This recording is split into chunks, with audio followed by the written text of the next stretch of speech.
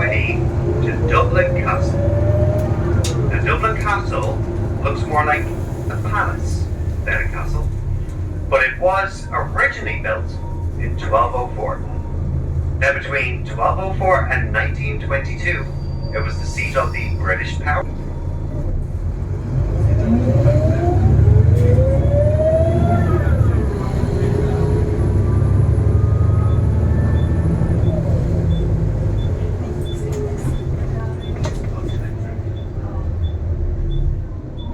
Now stop 9, Dublin Castle.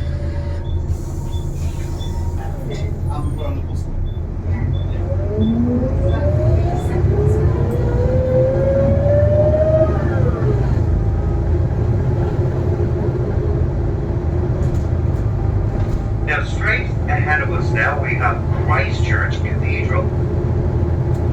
Now Christchurch Cathedral was originally built by the Vikings in the 11th century, but about 100 years later, in the 12th century, it was rebuilt by the Normans. Now crowds do gather here every year.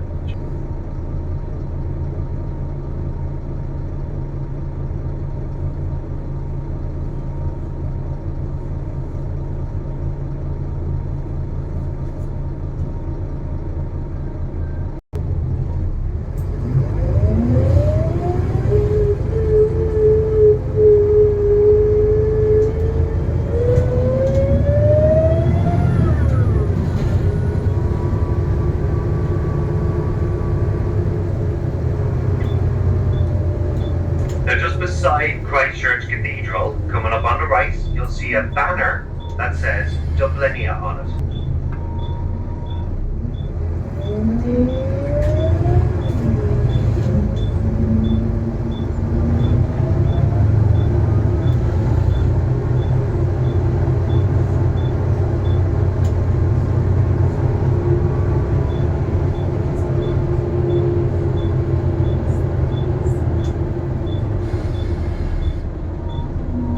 Now stop 10.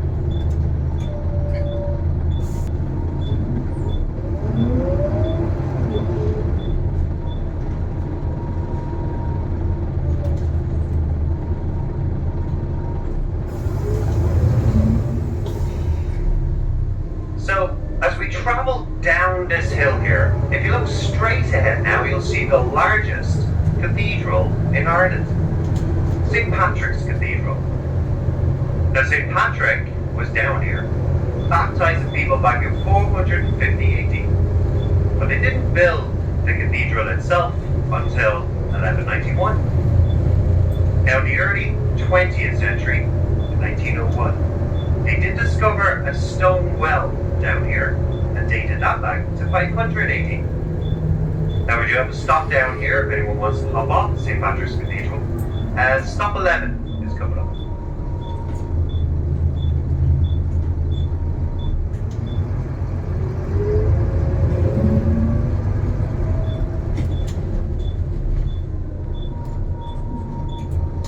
Now stop 11, St. Patrick's Cathedral.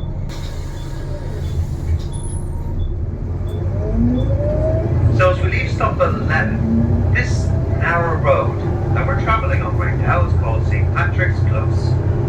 And straight ahead of us now we have Marsh's Library. Now inside Marsh's Library, they do have cages with books attached to the walls to prevent stealing.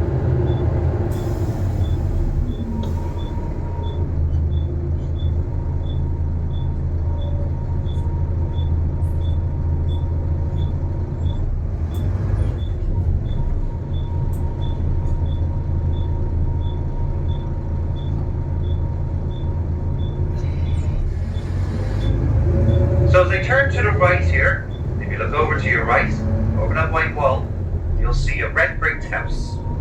Now that house belongs to the deanery of St. Patrick's Cathedral, and the most famous dean that lived there was Jonathan. And the children's book, he actually called it A Gloomy View of Mankind. He actually hated children.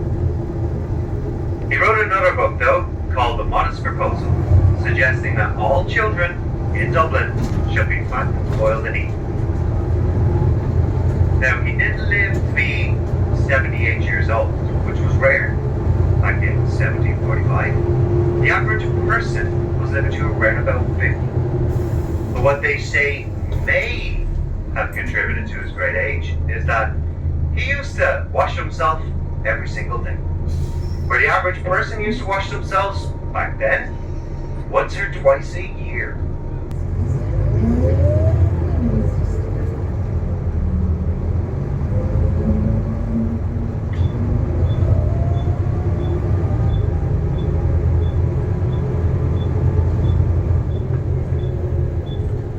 So now we're on our way to Teeling's Whiskey Distillery, or the Golden Triangle. Now this whole area used to be a very well recognized area when it came to distilling at one time. And Teeling's was doing very well up here, all the way up until the 1920s, with Prohibition in the USA. Unfortunately, sales dropped so dramatically that eventually Teeling's, well, they just had to close. But in 2015, two Teeling brothers, Jack and Stephen, opened up a new distillery, and it's been doing really well up here ever since. It was actually the first new distillery in Dublin in 125 years. Now when we reach the top of this road here, if you look over to your left, across the road, you'll see Teeling's Whiskey Distillery over there. And we do have a stop up here. Stop 12 is coming up.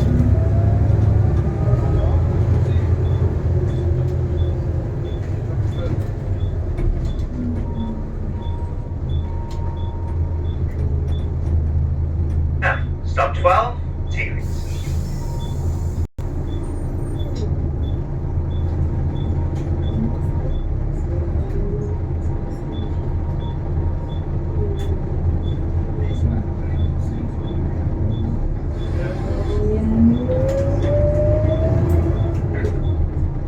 We do have a little bit of a detour today. Usually at this junction here, we go straight across the junction and head up towards Guinness Storehouse that way, and it usually takes about 5 minutes, but it's completely inaccessible today. So what we have to do is we have to turn right here at this junction and head back down towards St. Patrick's Cathedral, up the hill again to Christchurch Cathedral, and head into Guinness Storehouse that way. Then the whole detour takes about 10 minutes, so it's just around about 5 minutes more than usual.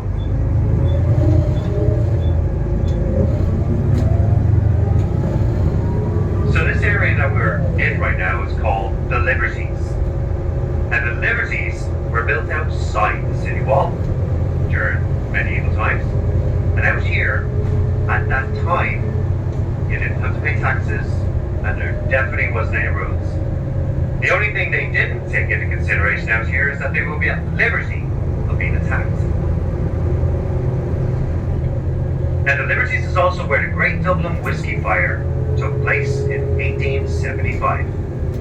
It lasted a single night, but killed 13 people, and resulted in the equivalent